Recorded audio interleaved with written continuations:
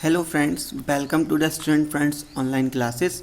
आज हम लोग चैप्टर 10 पढ़ेंगे क्लास 6 साइंस से, जो कि है मोशन। और इससे रिलेटेड हम कुछ इम्पॉर्टेंट क्वेश्चंस के बारे में डिस्कस करेंगे। चलिए स्टार्ट करते हैं आज का। फर्स्ट है हमारे tick the correct option. The SI unit of measuring the mass is.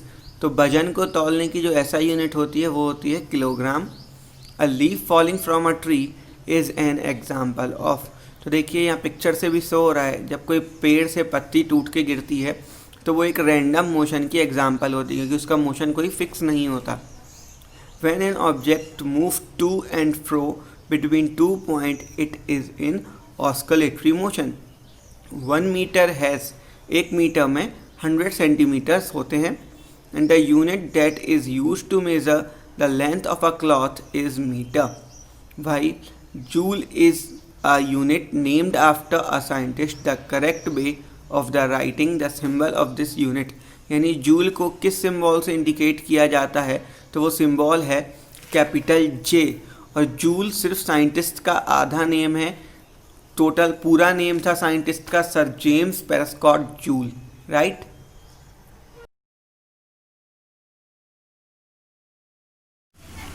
हमारा नेक्स्ट क्वेश्चन है, right in the blank the kind of a motion the following events show.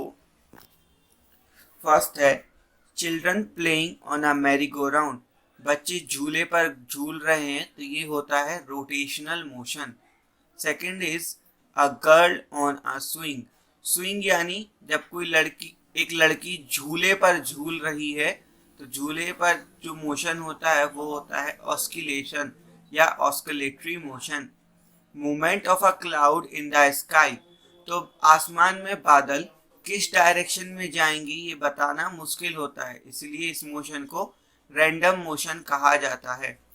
Movement of the planet Venus around the sun, इसको कहते हैं circular periodic motion कहते हैं।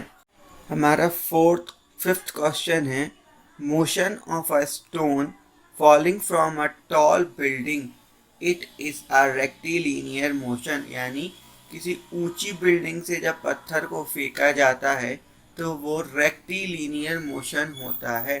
वहीं motion of a butterfly, it is a random motion.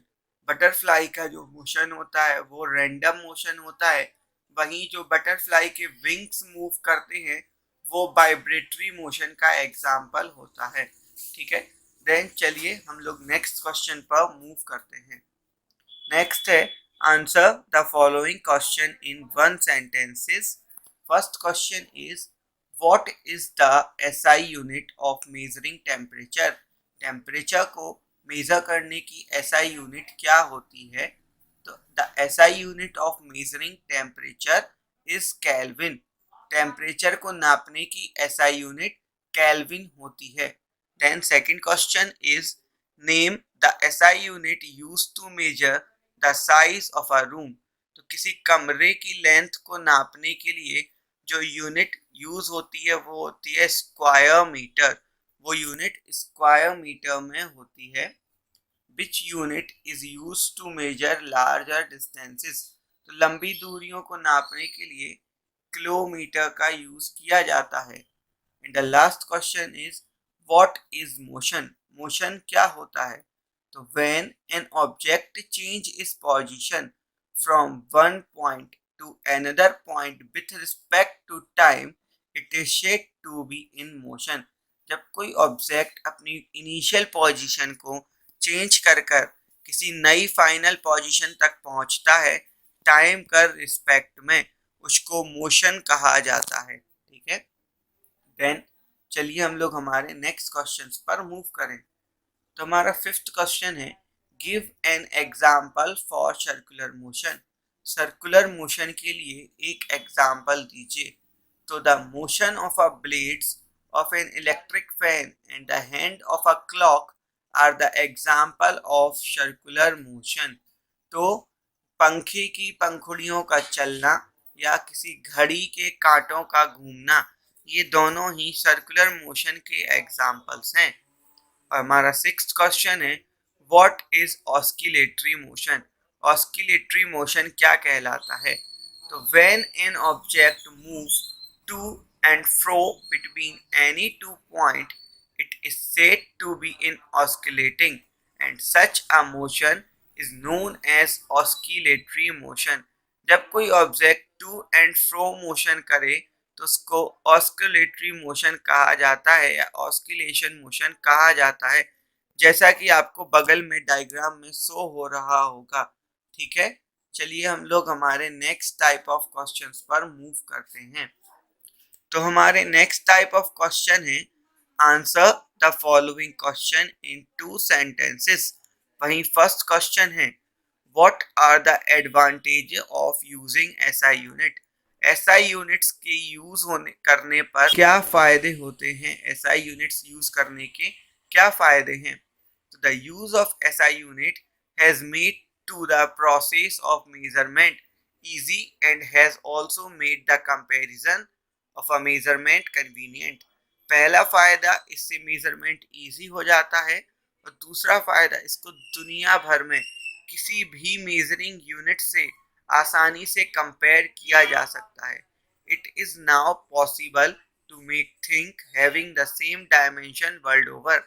इसकी मदद से पूरी दुनिया में किसी एक डायमेंशन की चीज बनाना बहुत ही सिंपल और पॉसिबल हो गया है। Second question is explain with an example how random motion differ from rectilinear.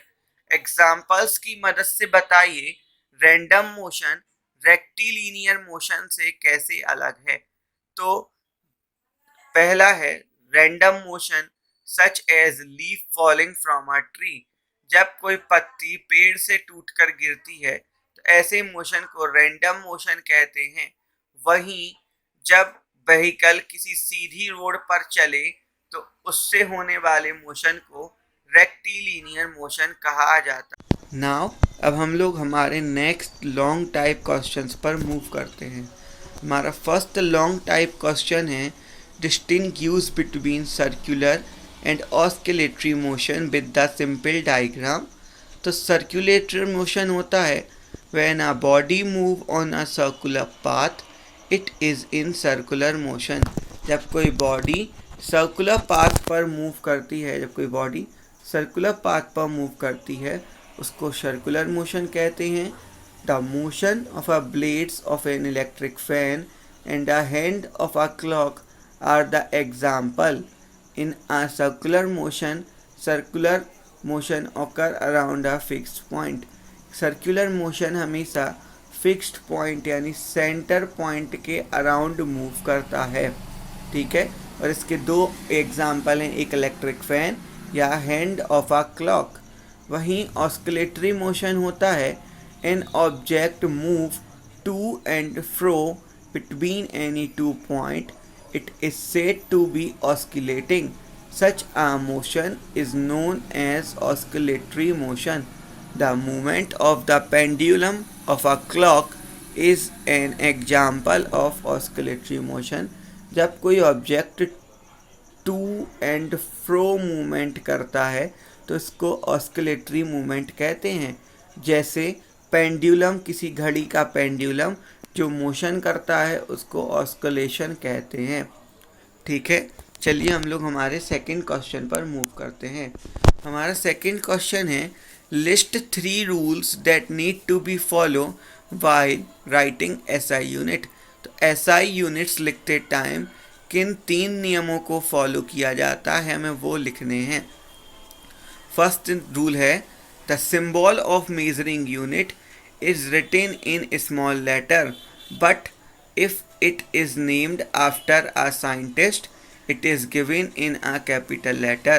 तो किसी भी यूनिट का जो सिंबल है उसको स्मॉल यूनिट में लिखा जाएगा, लेकिन अगर वो इस यूनिट किसी साइंटिस्ट के नेम पर दी गई है तो फिर वो कैपिटल यूनिट में लिखी जाएगी। जैसे मीटर में स्मॉल एम यूज़ करते हैं, किलोमीटर में स्मॉल के एंड स्मॉल एम यूज़ करते हैं, वहीं जूल पे जे का यूज़ करते हैं क्योंकि जूल साइंटिस्ट के नेम पर रखी गई है।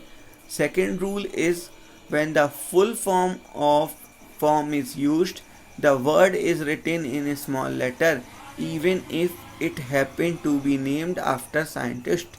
जब यूनिट का फुल फॉर्म यूज़ करें तो उसमें हम स्मॉल लेटर्स का यूज़ करेंगे, चाहे वो किसी साइंटिस्ट के नेम पर ही क्यों ना रखी गई हो। जैसे मीटर का एम देखो यहाँ पर स्मॉल है, किलोमीटर का के स्मॉल है और जूल का यहाँ जे भी स्मॉल है। Third rule is a symbol of a unit is never written as plural but when the full form is used it is written in plural. किसी भी यूनिट का सिंबल प्लूरल फॉर्म में नहीं लिखा जाएगा, वहीं अगर फुल फॉर्म यूज़ कर रहे हैं हम तो फिर प्लूरल फॉर्म लिख सकते हैं। जैसे the length of the box is 10 metre, तो मीटर के एम को एस से डिनोट नहीं किया गया, वहीं the length of the red box is 10 metre and the length of the blue box is 1 metre. हमारा फोर्थ रूल है the symbol is never written with a full stop unless it appears at the end of a sentence. The road is 10 meter wide. The length of the pole is 1 meter wide. ठीक है, कभी किसी symbol को के बाद full stop use नहीं किया जाता जब तक कि वो सेंटेंस के लास्ट में यूज़ ना हुआ हो, यानी किसी भी मेजरिंग यूनिट के स्मॉल फॉर्म में डॉट या फुल फॉर्म का यूज़ नहीं किया जाता। आज की इस वीडियो को हम लोग यहीं ख़त्म करते हैं। Thank you for watching my video.